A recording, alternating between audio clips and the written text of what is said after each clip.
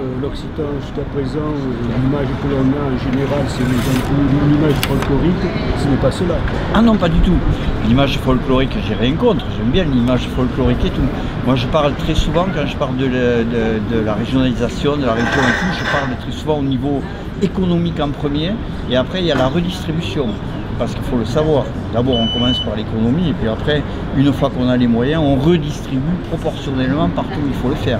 Et redistribuer dans notre région, pas principalement envoyer une très grande partie de nos revenus sur une capitale, où toutes les grandes sociétés du pays ont toujours leur siège à la capitale, sauf ici, où la société qui est quand même maître du développement sur Toulouse et sa région, Airbus, a son siège à Toulouse.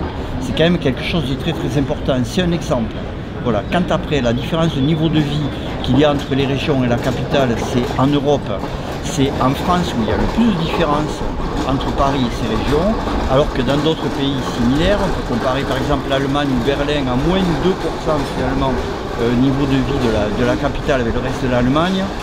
Donc en Italie il y a je crois 13% et puis il y a 7 ou 8% en Espagne. Donc comparé aux pays avec qui on peut être comparable au niveau économique, au niveau de la densité de la population et tout, on s'aperçoit qu'ici nous sommes dans un pays totalement centralisé et à partir de là, les régions subissent à tous les niveaux. Voilà. D'un point de vue culturel également, puisque la France n'a toujours pas ratifié la charte des langues régionales. Exactement, ça aussi c'est pour ça que pour nous cette campagne est très très intéressante et très porteuse et on le sait et c'est pour ça qu'on est très content d'être avec les partenaires avec qui l'on est parce que c'est du constructif.